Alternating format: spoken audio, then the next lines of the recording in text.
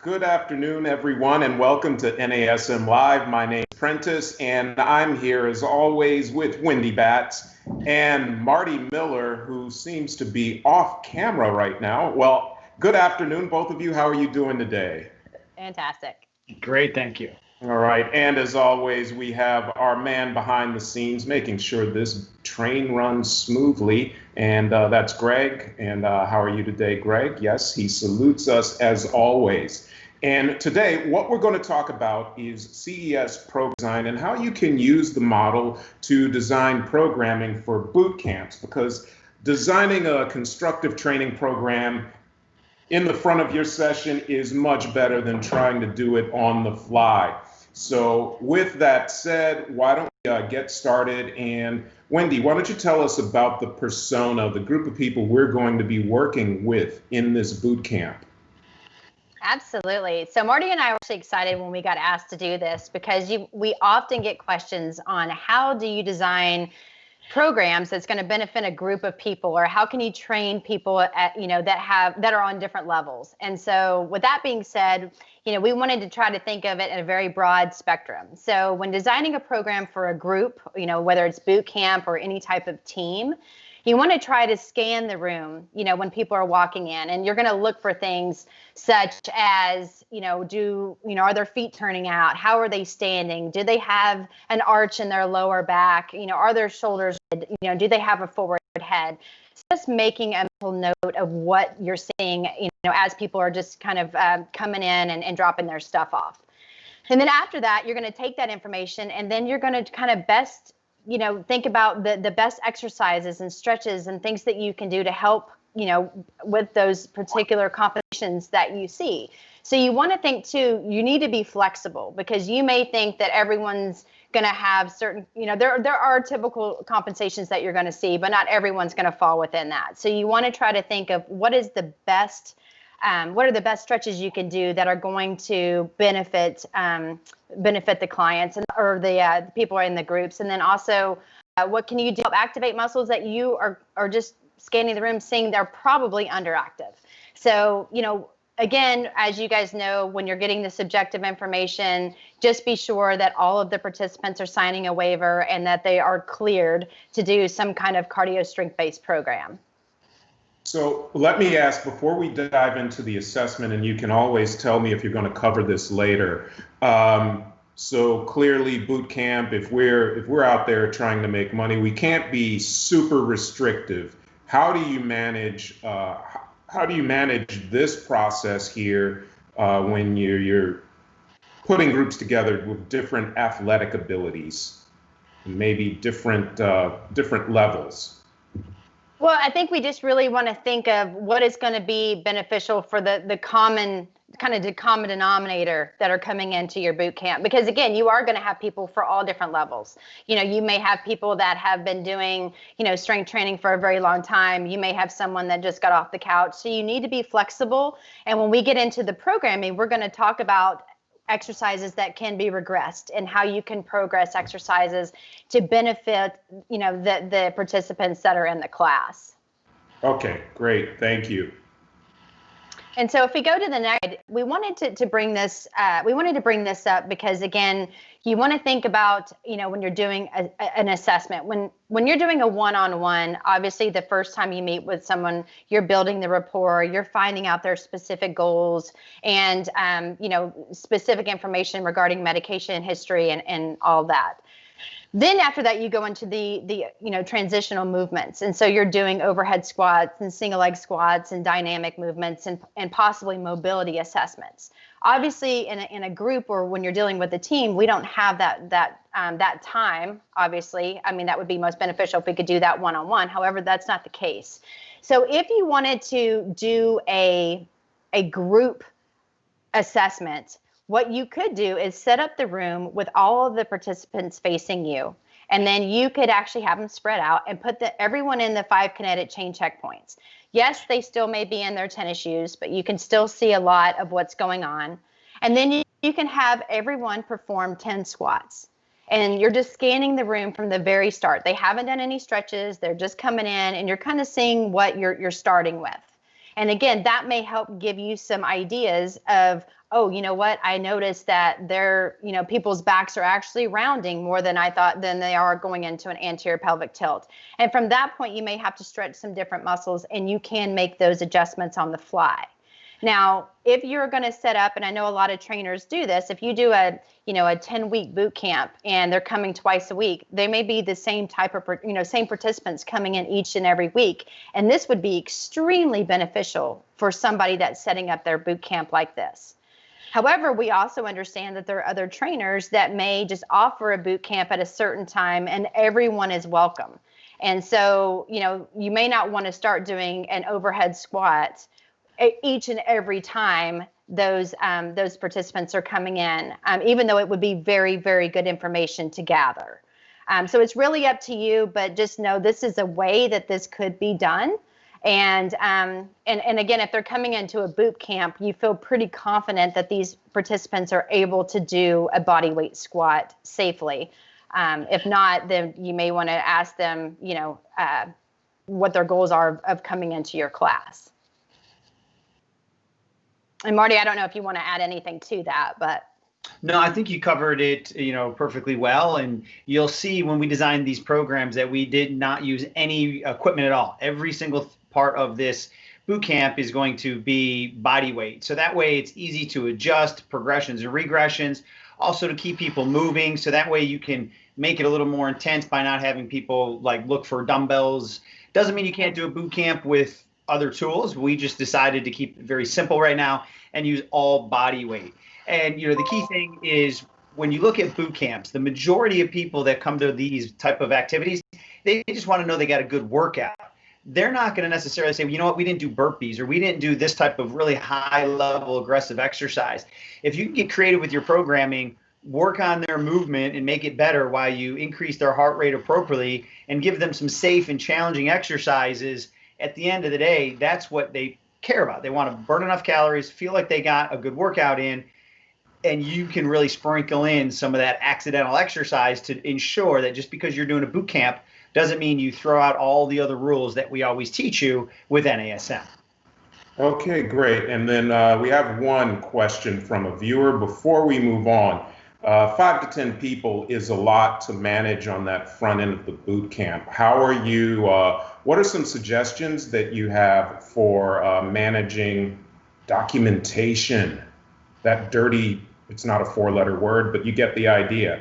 How do you document all of those people and keep the camp running so that everyone's getting what they need out of that training? Well, I can jump in. A couple ways I've done in the past is I set the ground rules at the very beginning. So Wendy gave you 2 scenarios. It could be new people every single time. It could be the same people. Obviously, if you have the same people, they're going to understand your way of communicating, the ground rules, so they know how to tell you in a sense that, hey, I might need some assistance here. Or you're going to know how they normally move compared to maybe what they're doing. So some of the things that I'll always do, and we can highlight this in a couple of the examples, is I always, as I create my programming, think of 3 different levels of the exercise. Can I progress it? Can I regress it? So that way, if I have 3 different levels of people, they're all doing similar or same exercise, but it's easy for me to coach it.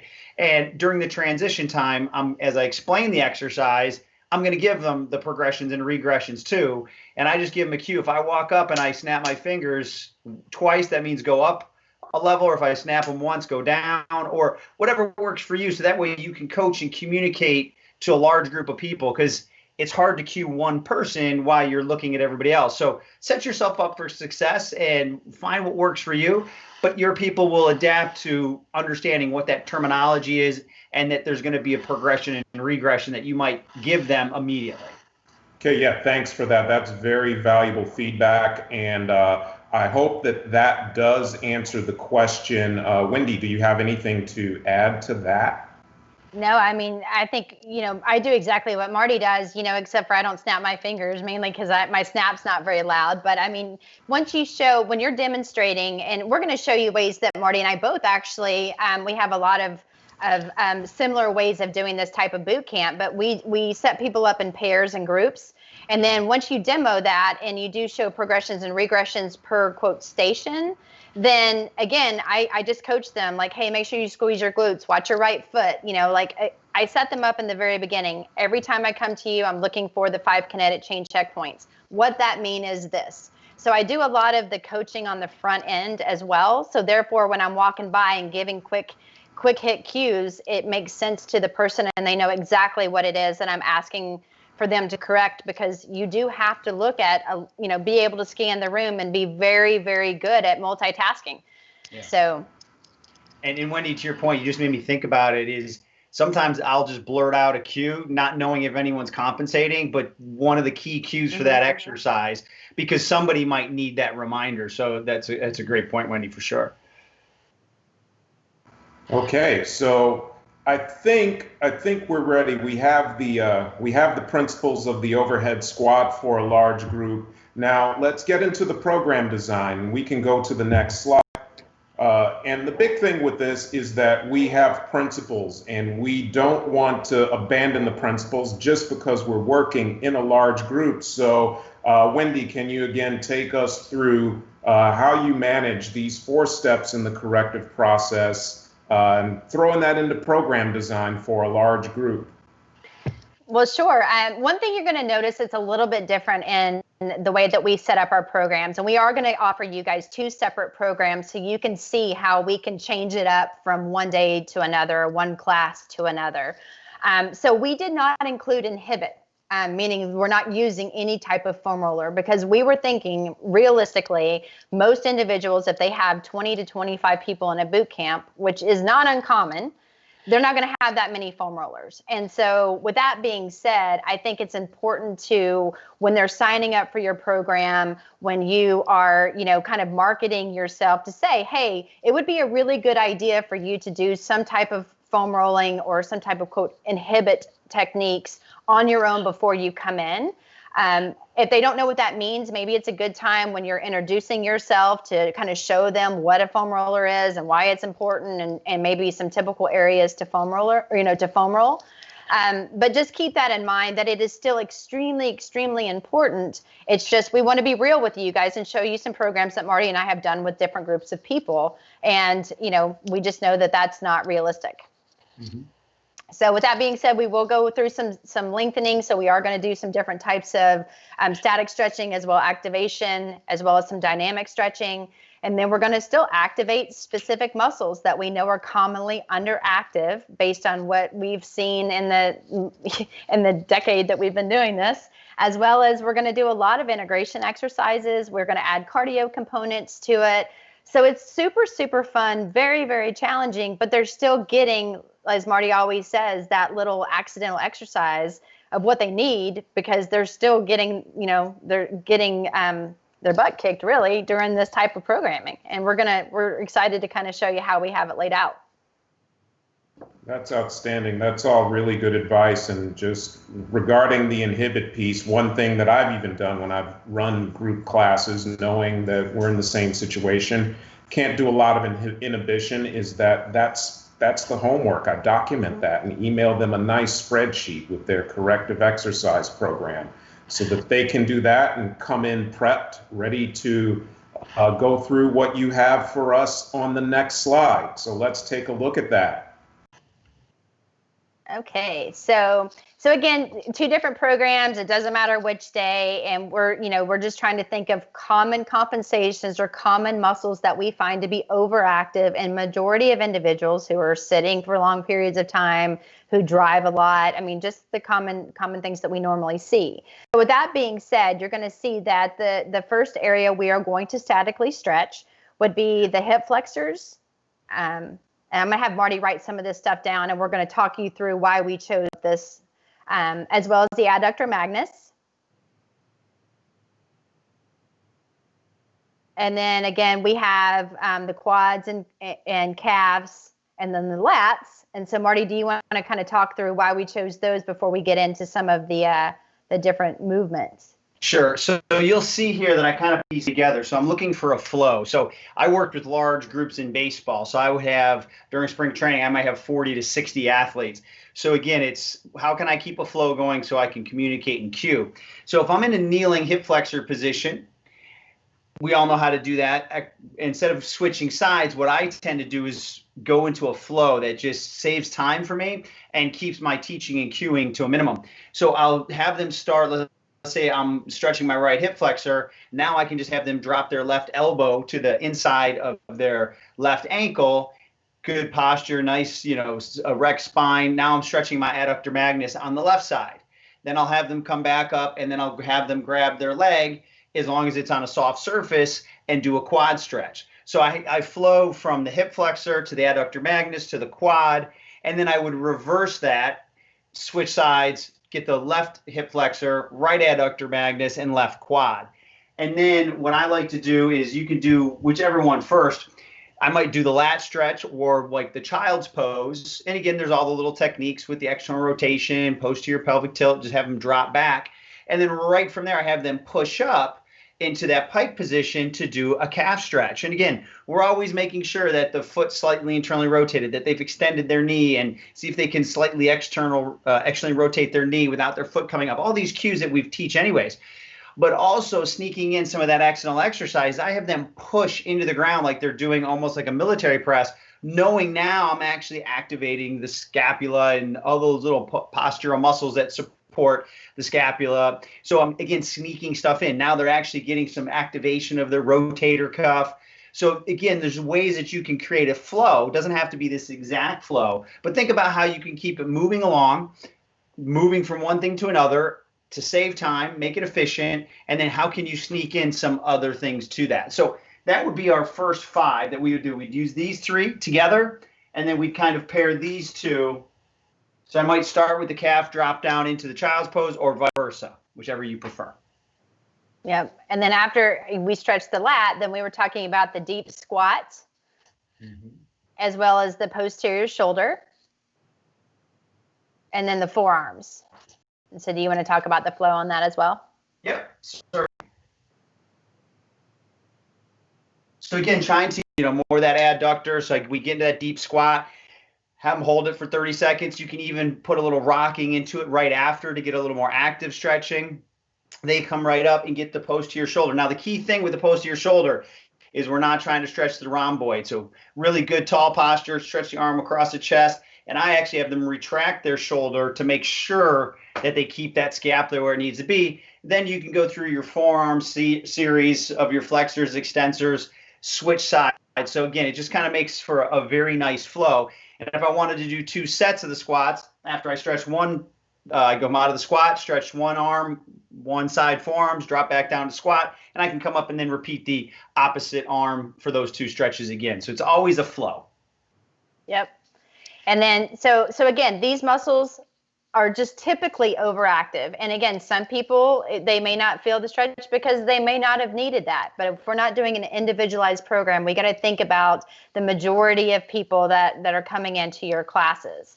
So right after we get done with stretching, we're going to go right into now more of an active stretch. So we're kind of activating the muscles that we know are usually underactive.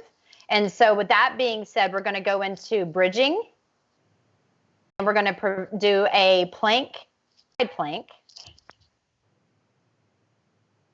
right into a push-up with rotation, and then a posture reset series. And I'm going to let Marty kind of talk you through kind of our thought process when we were putting this together and why these would be great for in the activation section. Yep. So again, the way I tend to do it is I might break them down into like a flow. So start on their back, do their bridge, flip right over, have them hit their plank in the sagittal plane, then rotate to one side.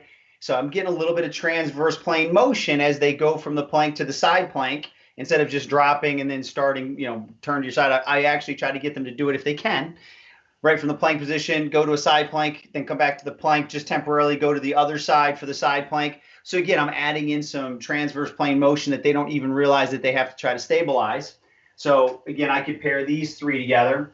Then the push-up with rotation. Again, we know a lot of people are overactive in their chest, but we do got to and get their heart rate up and do some stuff with their chest. But from a posture reset series, there's a lot of different things you can do. Again, if you had bands and things like that, you could do the shoulder squeezes. But one of the ones that I like, and I stole this from one of our other regional master instructors, Ken Miller, is I'm just going to put my hands behind my back, right at the top of your glutes. I push into my glutes and I try to squeeze my elbows together while I drop my shoulders low. And again, I'm going to make sure I'm neutral in my lumbar spine and also tucking the chin at the same time. So again, I just got done doing those push-ups. I come right up now and get those rhomboids and the mid-trap, low-trap firing and keeping my chin tucked. So I get all the nice muscles that stabilize my cervical spine while I'm in a neutral lumbar spine. So great way to follow up right from the push-up back into getting those shoulders back and working on that posture. So just a really nice flow to do it that way. Mm-hmm. And then so that's how we've set up the stretching and some of the active stretching and activating the muscles that again were underactive or typically underactive. Now we're actually going to still do the same thing, but we're going to do it mainly like for yardage versus like specific reps. And so you're going to see like in the actual template here that we have about 10 yards and we're going to do it at a moderate tempo. So with that being said, we're going to do things such as a heel walk.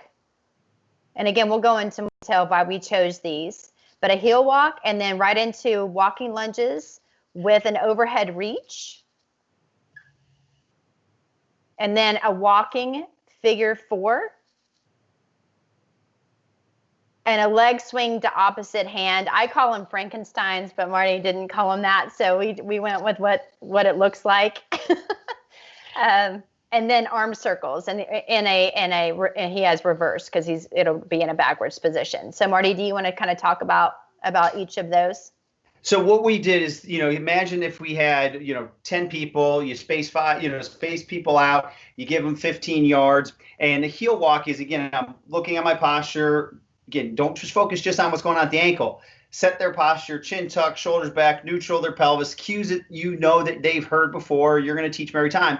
And all I'm bringing up now is I'm bringing my toes toward my shins, dorsiflexing, and trying to isometrically hold that as I walk slowly the distance you feel appropriate. A lot of people will really start to feel a burn in that anterior tib muscle. So it's not isolating it like we would in corrective exercise if somebody really needed to do it off the edge of a table with a band or a cuff weight, but at least we're putting something in there to address the anterior tib, which really in these type of workouts almost always goes unnoticed.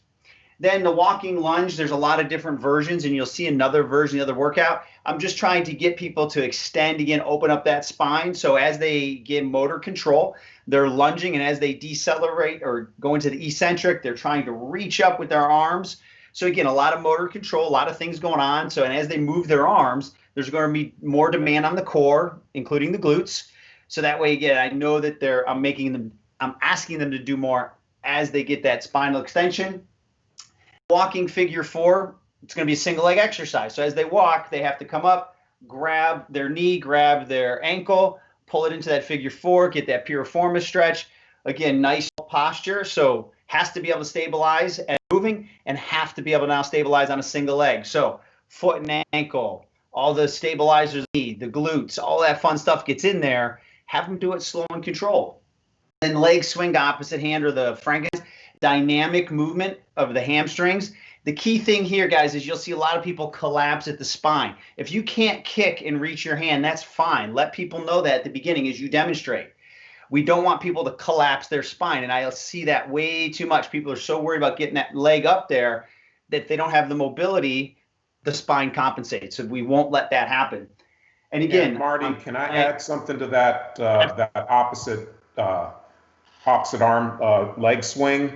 Is that also what you want to look for is compensation through the foot and ankle. In addition to that lumbar or that thoracic spine flexing, you'll see people want to go into extra plantar flexion on the stand to get a little more height in that leg as well. Yep, absolutely. So again, that's why we like it, because it's, let's say you didn't have time to assess people. Having these single leg exercises, if they can't balance and they can't control themselves, that's going to tell you something as if you had done the assessment. So it's going to warm them up, give you a great understanding of foot and ankle all the way up.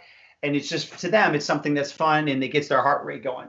And then arm circles, we want to include the upper body. I'll be honest, I tend to do more of my work going backwards than forward, because the majority of the time we're forward. Doesn't mean you can't do arm swings forward, but for me, I'm always going to spend a little more time pulling than pushing and rotating backwards into external rotation than I would internal. Doesn't mean I won't do it. It's just I might do a 2-to-1 where I do more of the arm circles going backwards.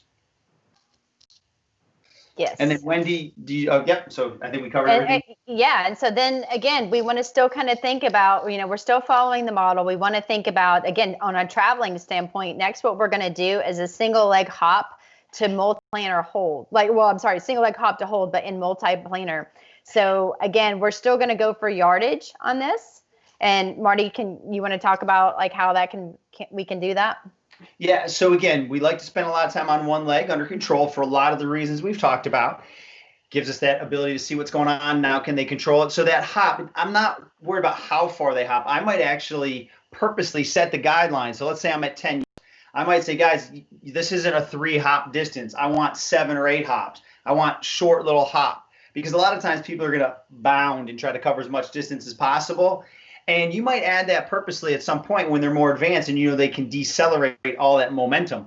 But early on, give them the expectation, go, guys, no more than 2 yards at a time. Get at least 5 hops in or 6. Try to make it right versus left. So you can go hop straight, but you can also hop, like I like to use a clock as an example. So if I'm on my left leg, I'm going to hop to a 1 o'clock land, and then on my right leg, I'm going to hop till 11 o'clock. So that way we start to add in a little bit more of things that aren't just in the sagittal plane. I use the clock as well. So it's very easy to cue because most people know how to read a clock. And then you're going to see that we're doing two sets, approximately 10 on each leg, but we're going to do a single leg Romanian deadlift as well as a single leg squat. And we chose those two specific for, or those two exercises for a specific reason. And Marty, you want to kind of talk us through that? So our RDL, again, we want these people to feel like they're working without having to do things crazy and potentially dangerous. So we all know that feeling when we're working on a single leg, but also that accidental exercise. We know we're getting more glute activation. We know we're getting more core activation. All the muscles in the foot and ankle, which are so important in corrective exercise. And again, you'd be cueing all the time about watch your foot, keep it straight ahead, don't let your arch fall. All those things, as Wendy said, we always are giving that feedback verbally. But the RDL is now getting that hinging pattern. So with the core stabilization, again, we want great posture at the core. We're also getting glute and hamstring dominant exercise. And then when we do the single leg squat, now we're getting a glute and quad dominant exercise. So we're working both movement patterns, the hinge and the squat. Yep. And then also wanted to add on to that, we did that as well, because if you did not do an overhead squat assessment or you didn't do it this round, and let's say like again, if it was a group of people that you commonly see, we're also still assessing, because now here's the time that you did your single leg squat assessment. You're just doing it in your program. And so before you get into some more of the resistance portion that's a little higher intensity, you can actually help someone do a correct single leg squat. You can see where maybe some compensations are still occurring, help those individuals by giving them cues. And then if not, that when you get to some of the exercises in the resist portion, you may need to be very specific with individuals of how they can regress that, especially for a safety standpoint, because you're not one-on-one and there are multiple people in that group. Okay. Oh, sorry. Perfect. No, I just wanted to get some questions as they were coming in. And we have a question from Brent. Thank you for watching today, Brent. And he wants to go back. He was asking about the flexibility, and he wanted to know why the adductor magnus. We have several adductor muscles in that complex. Why did you, Marty and Wendy, choose the adductor magnus over all of the adductors in that group? Well, we chose the magnus, one, because it flows beautifully with that hip flexor into the quad. And also the adductor magnus is often neglected from a flexibility standpoint. And, we know most people have very weak glutes. So the adductor magnus is that muscle most people woke up 2 days later after a heavy leg day. It's like, oh, my glutes are sore, but they dug kind of underneath their glutes. So it's one of those things that is often overutilized. So we threw that in there. And plus, when we did the deep squat, we are going to get some of the other adductors as well. And Wendy, I'm okay, and thanks for that. I think, Brent, I hope that answers the question for you. And we have one more before I let you get to the rest of the program. And this one is from Tony. Thank you for watching today, Tony. And Tony wants to know, since the glute is often underactive, why do we focus? Can you talk about why we focus on that figure 4 stretch in your warm-up? Sure. So both Wendy and I can jump in here, but really when we're doing that, it's going to be an active, so we're not technically holding it because it's the walking figure 4. But also, when you get into that figure 4, you're also hitting the piriformis, which is so that can be very overactive for an underactive glute. It really tries hard to stabilize, and it tries to help when the glute is not firing. So yes, we're going to get a little bit of a glute stretch, which is not a problem. We're doing it actively, but then we're really targeting and opening up that piriformis as well. Okay, and I hope that answers your question, Tony. Let's keep working down the template. Yeah, and then under skill development, we put in quick feet, and there are so many different exercises that you can do with quick feet. I mean, you can just do something where you're just going in place, and it's literally like moving your foot as fast as you can back and forth, trying to maintain proper posture. So again, we didn't put something specific on what we mean by quick feet because you can be creative here. Some people do some of the different patterns that you would do inside of the speed ladder. So everything from like an in and out, or, an ollie shuffle or different types of patterns. It's really whatever you want to do and what you think would be beneficial. So that's how when we say quick feet, we left it kind of open for you guys to be creative. But I usually do the in and out type pattern as fast as someone can for 20 seconds. But again, making sure feet are facing forward, they're maintaining proper alignment at all times. And then as soon as we get done with that, we would go right into the quote resistance part. And again, there are so many different ways that you can do a boot camp, or you can train. And we don't even want to just say it's boot camp, but when you're working with teams, working with multiple individuals and whatever type of layout or of group training you're calling it, we're going to show you how Marty and I actually both do this. Is we do something like exercise A and exercise B. And so what we would do is take the group and we would put people in pairs. Okay. So again, if Marty and I were on a team, Marty would be team A, I would be B. Okay. But we're together. That's our pair. And so the first thing that we would do, we're thinking about setting it up into yards, because again, a lot of times that's easier for the instructor. So for me, if I did 15 yards and I set up different barriers of what 15 yards is, then I can have one go doing the exercise to a certain distance and then coming back, and then they can kind of tag team, and then the next individual go. Do you have to do that? No. But a lot of times it's easier than worrying about specific numbers and counting and everything, because everyone's different. Everyone's going to move at different paces. And as an instructor, it just makes it easier. So with that type of setup and framework in mind, the first thing that I would, Marty and I would have, like maybe this particular group do, is group A or exercise A. So Marty would go and do a bear crawl, which is a total body exercise. And then while he was moving, and Marty, you can kind of talk how that layout is. While he was moving, I would stay in our starting position, which I would be exercise B, and I would do jumping jacks until he returned. So Marty, do you want to add anything to that? Certainly. So exercise A is going to be the traveling exercise, the way that we created these workouts. Again, there's ways you can do it in stationary. A and B could both be stationary, but Wendy and I wanted to look at more of that boot camp, or if we had the ability to travel, let's do some things that are unique. Because as we travel, there's a lot of that neuromuscular coordination that has to go on. So again, that accidental exercise. So whether you're out in the field and there's, you can go to the 15-yard mark from the goal line, or what I do is you could, feel free to set up a battling rope or cones, or they can put their water bottle at the end. As long as it's safe, if you're putting down something like rope, put it a yard further than you want them to go to, and just let them know that stop before. but it doesn't have to be anything that's too complicated. So exercise A, they're going to travel the 15 yards. Exercise B stays put, and then we rotate. Now, again, from a progression standpoint, let's say someone is getting fatigued in the bear crawls. You tell people ahead of time, if I come over and give you this cue, whatever that is, they get up and they just jog the rest of it. That's fine.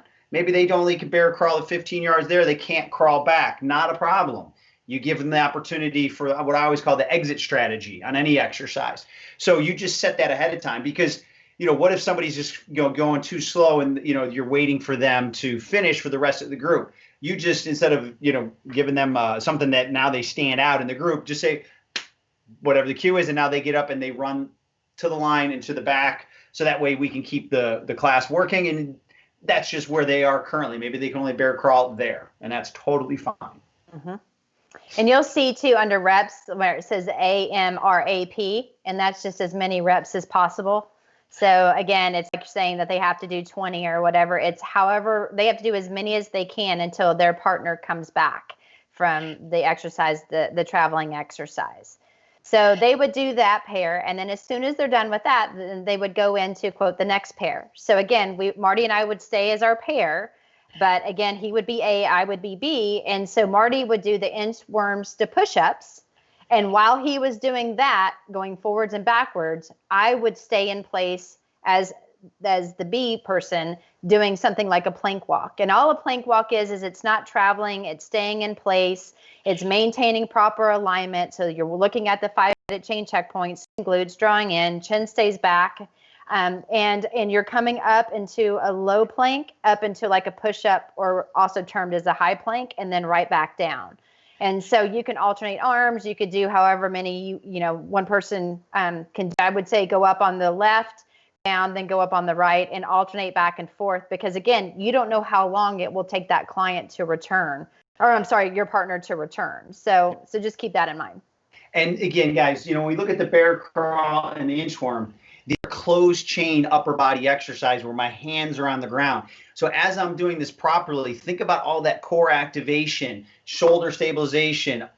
If I'm teaching it right and they're pushing into the ground, that, great stabilization in throughout the scapulothoracic joints, keeping the chin tucks. Now I'm addressing the cervical stability as well. Plus now I have that movement and that contralateral motion with the bear crawl and that hinging pattern with the inchworm to push up. So these are just things you want to consider. And of course, I want to think about what makes sense in pairs, because I know what the next pair is. Am I overworking their upper body too much?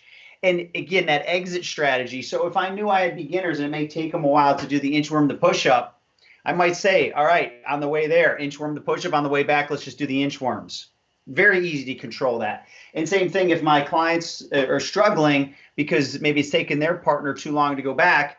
Remember your regressions. All right, Wendy, down to one knee. Boom. She knows what that means if she's doing the plank. Maybe she stops doing the plank walk and just goes to the plank, or go down to two knees. All those things are very easy to set up at the very beginning, but it can still be a very dynamic and challenging program for people that can handle this level. So it's very easy to have all kinds of different types of abilities within that same class. Yeah, and then to piggyback off of what Marty said, I mean, it is super important to really think about when you're choosing the exercises, as Marty said, upper body versus lower body, but you really need to have regressed and progressed exercises for each thing that you're doing. Because again, you want to think too, some people are you're going to be doing exercises where you're standing and then you're going straight down. That's, think about the demand on the heart, obviously cardiovascularly as well. So again, you want to think about your clientele, you want it to make sense, but definitely have backup exercises just in case somebody needs to completely kind of change what they're doing altogether. And what may seem simple to us could be extremely challenging for a beginner. So always have that in the back of your mind when you're going to work with your group. Yeah, that's cool. And I have a question that just came in here from Fabio. And what Fabio wants to know is, what he says is, it looks like in your resistance block, there's a lot of anterior chain dominant exercise. It seems to predominate that part of your template. Why don't you have more posterior chain stuff? And to me, Marty, it looks like there's some hidden exercise in there. Can you talk us through that? Yeah, so two things. I think Fabio's going to be real happy with the next exercise we pick, and there's a reason why we put it at the end, because remember how I said I'm always going to try to finish with some pulling? So the bear crawl, again, think about what I'm doing. I'm pushing into the ground, and I'm really doing the bear crawl to focus on what goes on at my shoulders. I want that great protraction. I want, that core stabilized. And then if you look at how many push-ups I'd put in there, it's not as many because I'm doing the inchworm to get to travel. And that I purposely did that so that people feel like they got their chest in, where I didn't put the push-up down here where you're just repping them out for a minute or two while you're waiting for your client to come back. And also that inchworm, if you get to a good hinge, again, you're pushing into the ground, which they think is upper body, but they don't realize how much retraction and depression of their scapulas they'll be getting at the same time. So sneaking that stuff in there.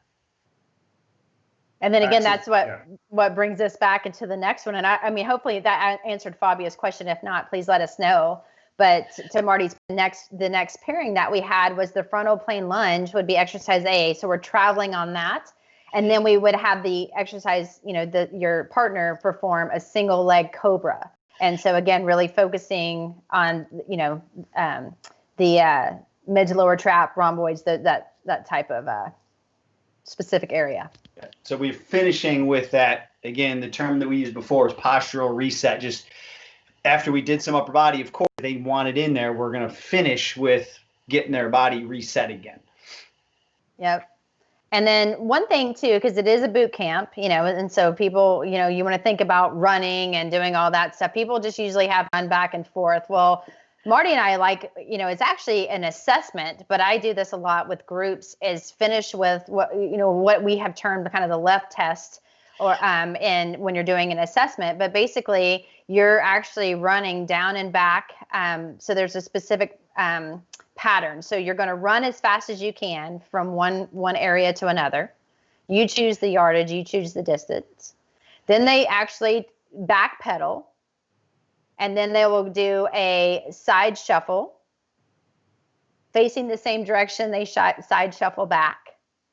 Then they karaoke, and then they karaoke back. Again, still always facing the same way, so they're getting each side. And then they sprint out as fast as they can to the end mark. And so super fun to do. Really, you could do it as a group. You could say, okay, I want you to do this pairing. As soon as they're done, they do the left test.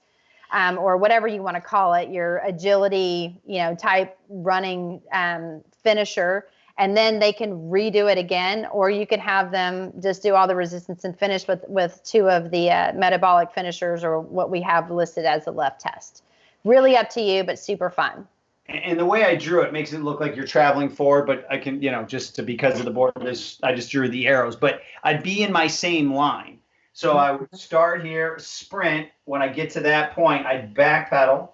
When I get here, I turn, and I would side shuffle, karaoke, and then you sprint to the finish line. So you're not moving forward. I just wanted to draw it out, how many repetitions you're doing here. So it could take about 15 seconds, for a moderate person. Maybe you get it 12 or under if you're at around 15 yards. But again, feel free to change that distance as you see appropriate. And if someone's conditioning is down, you could have one group do 10 yards, another group do 15 yards. Mm-hmm. So that way they can aspire to, to work towards that next goal. Okay, perfect. And this next question is for both of you.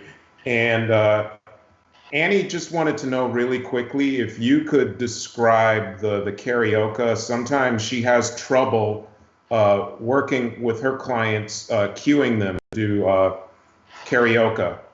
So do you have any cues or tips for Annie to get her clients to do the karaoke a little more efficiently?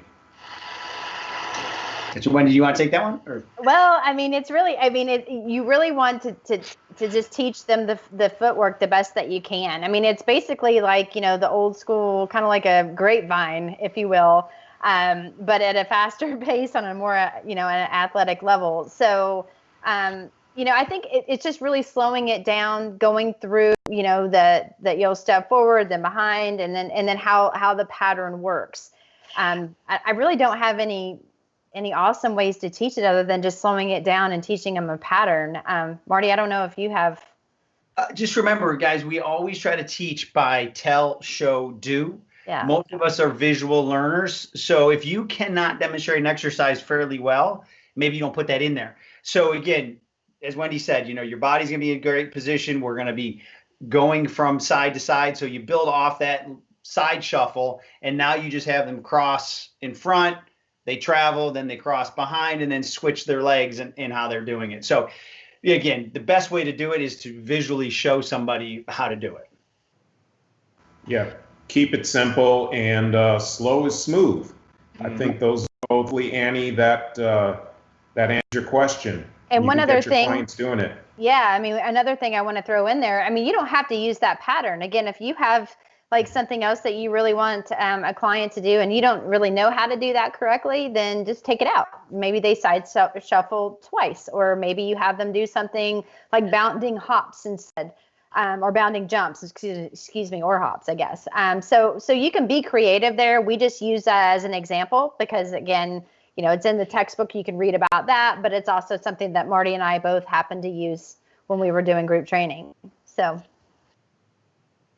Yeah, and then that is really cool. And it looks like, so the cool down is going to be pretty much the same. It's going to mirror our warm up here. So that's, if everyone's been following along with us the last several weeks, we want to cool down with some of those same overactive muscles that we identified in the beginning. But now let's go over to the second template quickly, because we're coming up to the end of the hour. What is different? What's different about this template? Let's go ahead, Wendy. Yeah, I mean, you'll notice that we kind of changed up some of the different static stretches. I mean, again, we're still focusing kind of in the same areas. We did add a little bit of neck, obviously, so we're focusing a little bit more on the levator and the scalene as well. Again, you're going to choose the ones that you see best fits your group and maybe some of the things that you're seeing as people approach you and coming into your class. The active section, again, you're going to see we chose, some great exercises that would activate typically underactive muscles. But these are ones that you're pretty much familiar with. So again, if you have questions, you can always let Marty and I know, and we're happy to go through what those are. We would still have them do the heel walks again for working the anterior tib.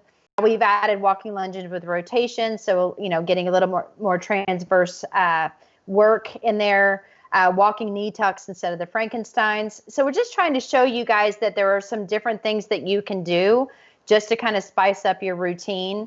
One thing that I love to do, especially in the dynamic warm-up, is a frontal plane lunge with just a figure 8. So therefore you're getting your shoulders as well as working muscles in the frontal plane lunge, which is just a side lunge. And then, trunk rotations. Again, just preparing the body for what's ahead. And then we would go into the activation. So the single leg balance with reach. I mean, you guys are all very, very familiar with that particular exercise. And then going into a stationary reverse lunge to balance. So again, still following a protocol, making sure that it makes sense, thinking about, the corrective exercise, strategies that we've been talking about for really, the last few weeks. And then thinking about the OPT model as a whole. So you want to prepare everything as much as you can. We also, for skill development, went into some jumping lunges. We did that. Again, you could stay and do all 10 of them on your right leg and then go 10 on your left, or you can alternate them as well. See what works best for your group. See what you're comfortable with. If you don't like those, then change it and do something like a squat jump. So you can, again, alternate this. I'm sorry? You can do something like a speed lunge if you can't leave the a little bit fast. Yep. And then, so that's, again, just our warm up. Marty, I was trying to go through it fast. I know we're short on time, but is there anything else you want to add to that? If you guys look deep, we did a lot of scapula type of stuff. We snuck in the beginning. You'll see that we did a little more hip internal rotation type of stuff with the walking lunge with rotation and some of the other things, because there's always going to be areas that we just know we want to address. So it's kind of like, what's the hidden message in this workout? Or can you get multiple hidden messages? But there's always more than meets the eye, as from what Apprentice understands and some of the questions. And, we're always trying to sneak some things in there. Mm-hmm. And then we would go into the resistance. Again, Marty and I set it up just with A and B, so our pairs. Again, if you don't like doing pairs and you have a better way that you want to set it up, then feel free. But we like the traveling and then the other person stationary. Again, just think about room and, you know, being able to control the room itself as an instructor, but also making sure that your participants have enough room to execute whatever it is that you're trying to accomplish with the exercises. So you want to set them up for success always. And so with that being said, we wanted to do a frontal plane bear crawl this time and pair that with a Spider-Man push-up, which are super, super hard. So if a person cannot do those, then again, they could do push-ups on the knees, or you could think of something else, like even just staying in a high push-up position doing the shoulder taps. And one thing, Wendy, I've done when I've done something more challenging, I'm like, all right, give me 5 and then rest for 15 seconds. Mm-hmm. Give me 5. So I'll build in a target, so that way they're not doing them for a minute and a half. So you can sprinkle that in as well.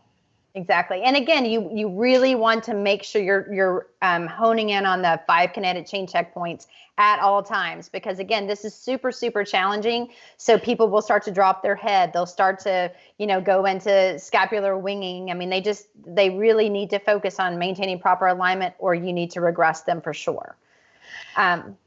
And then after we did that, we went into crab walks, again, forward and backwards, and then paired that with the rotational planks. And so for you guys that are unfamiliar with those, I mean, again, it's just being in a plank position. Usually I stack the arms this way, and then they would go into one side. They actually can increase and reach and get kind of a pec stretch, which would feel great after doing the push-ups. And then they come right back down into that stack and then go into the other side. So they can just rotate from one side to the other. Again, it'll actually stretch. So it's an active stretch, again, from what they just did with the pair in front, but a very, very challenging but fun exercise as well. And then the last, I'm sorry, Wendy. We just got a question in from Kyle, and he made a point about, he wanted to know about exercises like the bear crawl and crab walks. And he recognizes that sometimes it puts a lot of demand on the shoulder stabilizers. So what are some regressions that you would do in the boot camp setting to keep everybody moving? And as you said, Marty, not really pointing anyone out, but so that they can still get the same benefits from these 2 exercises. Well, I'll jump in there because these were my ideas for this workout. Not that Wendy doesn't use these all the time. The way I've done this in the past is when I assess the group that I have, I know about their fitness level. So I'm going to set them up for success, set them up for queuing, knowing, okay, I got some people that'll easily do this. I got some people that aren't there yet. How do I address it ahead of time? So, as I get the class warmed up, I'm saying, all right, for those that haven't done 5 classes yet, I want you just to bear crawl there and then get up and run back. For those of you that have done over 5 classes, I want you to bear crawl there and bear crawl back. So that way I'm not pointing out that they're not good enough at it. Again, it's that exit strategy. What comes if fatigue hits? And I'll always tell people, guys, if you don't have it today, here's your regression. Because what if you just traveled in and are jet lagged, or you didn't sleep that night? I make them feel comfortable with regression, because in a lot of boot camps and a lot of workouts, people, it's failure. It's not failure. It's just what's it. So it's setting the tone from a very early, and then knowing you give them those cues ahead of time. So that way they automatically know what's happening and they don't feel that they're being called out in the middle of it, because then it might point to them in their mind that they're doing something wrong. Okay, thanks. And Kyle, I hope that answers your question. So let's keep working down the template. Yeah, so the last pairing that we had was something as a broad jump to a hold. Again, you're traveling now, but you're also making sure that you kind of own that jump. And so when we say hold, it's not that you just want to make sure you're always in control. So that's what we mean by that.